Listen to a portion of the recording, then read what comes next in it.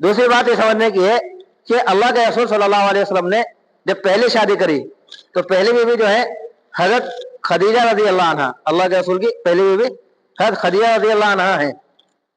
اور اللہ کے رسول صلی اللہ علیہ وسلم کا جب نکاح حضرت خدیجہ رضی اللہ عنہ سے ہوا اس وقت اللہ کے رسول صلی اللہ علیہ وسلم کی عمر صرف اور صرف 25 سال تھی، اور اللہ کے رسول جو ہے کنوارے تھے. حضرت خدیجہ رضی اللہ عنہ 40 سال کی تھی، اور حضرت خدیجہ رضی اللہ عنہ 2 مرتبہ بیوہ ہو چکی تھی. اگر نعوذ باللہ آدمی خواہش کے لیے شادی کرتا تو اپنی جوانی کے اندر کنواری لڑکی سے شادی کرتا، بوڑھی عورت سے شادی نہ کرتا. اگر نعوذ باللہ خواہشات پوری کرنا مقصود ہوتا اللہ کے رسول کا تو اللہ کے رسول نوجوان لڑکی سے شادی کرتے، بوڑھی عورت سے شادی نہ کرتے.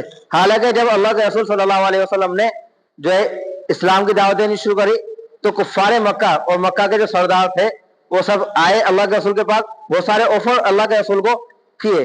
اس میں آفر یہ تھا کہ اگر آپ چاہیں تو مکہ کے جو سب سے خوبصورت لڑکی ہو اس سے ہم آپ کی شادی کرا دیں. لیکن اللہ کے رسول نے سارے آفروں کو جو ہے ٹھکرا دیا اور کہا کہ میں دین اسلام کو جو ہے اور اس دین اسلام کی دعوت کو نہیں چھوڑ سکتا، چاہے میرے ہاتھ پہ آپ سورج لا کے رکھ دیں اور دوسرے ہاتھ پہ چاند لا کے رکھ دیں. تو اللہ کے رسول اگر خواہش ہوتی تو مکہ والوں کے اس آفر کو جو ہے قبول کر لیتے، لیکن اللہ کے رسول صلی اللہ علیہ وسلم نے اس آفر کو قبول نہیں کیا. اور جب شادی کری تو اللہ کے رسول صلی اللہ علیہ وسلم نے 40 سال کی بیوہ عورت سے حضرت خدیجہ رضی اللہ عنہ نے شادی کری. ایک بات. دوسری بات یہ ہے اللہ کے رسول صلی اللہ علیہ وسلم نے اپنے 25 سال کی عمر میں اللہ کے رسول کی شادی ہوئی، اور پھر جو آگے کے 25 سال تھے وہ صرف حضرت خدیجہ رضی اللہ عنہ کے ساتھ گزارے. جب حضرت خدیجہ رضی اللہ عنہ زندہ رہی اس کے علاوہ کوئی نکاح اللہ کے رسول نے نہیں کیا. جو 11 نکاح اللہ کے رسول کے ہوئے ہیں ان میں سے جو 11 نکاح وہ سب بعد میں ہوئے. 25 سال کی عمر میں ایک نکاح ہو گیا، اور 25 سال سے لے کر 50 سال کی عمر تک اللہ کے رسول نے کوئی دوسرا نکاح نہیں کیا. صرف اور صرف حضرت خدیجہ رضی اللہ عنہ کے ساتھ جو ہے 25 سال اللہ کے رسول نے گزار دیے، اور خدیجہ رضی اللہ عنہ کے سامنے کوئی دوسرا نکاح اللہ کے رسول نے نہیں کیا. اگر خواہش کے لیے اللہ کے رسول شادی کرتے، اور عرب کے اندر رواج بھی تھا 2 شادی 3 شادی، بلکہ ہم نے بتلایا پچھلے سبق کے اندر اسلام آنے سے پہلے 5 شادی 10 شادی اس سے زیادہ شادی بھی جو ہے لوگ کیا کرتے تھے. اسلام نے روک لگائی کہ آپ ایک ساتھ 4 شادی سے زیادہ نہیں کر سکتے.